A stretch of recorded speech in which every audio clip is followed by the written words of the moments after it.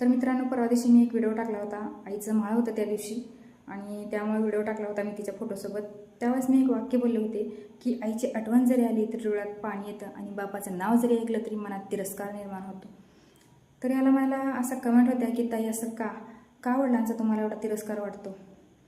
तर लहानपणापासून आम्ही आणि वडील फक्त 1 किलोमीटरच्या अंतरावर राहत होतो, तरी पण आम्हाला वडिलांना कधी बोलण्याचा प्रयत्न केला नाही.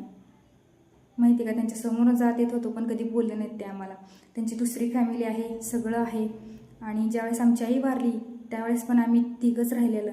आमच्याजवळ कोणी नव्हतं. आमची आजी पण वारलेली आणि आमची याला बहीण भाऊ कोण नव्हतं. त्यामुळे आम्ही तिघंच राहिलो. तिघांचं म्हणजे लग्न झाली, सगळं झालं आमचं. आणि आत्ता कुठं तर ते 2-3 वर्ष झालं आम्हाला असंच ते पण थोडंफार बोलतात आणि तेही बोलतात.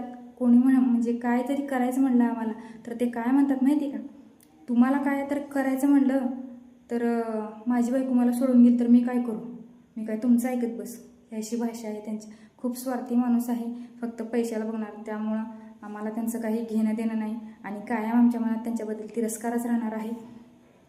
तर ते मी कधीतरी तुम्हाला सांगेन नंतर ना की काय रिॲलिटी आहे ते.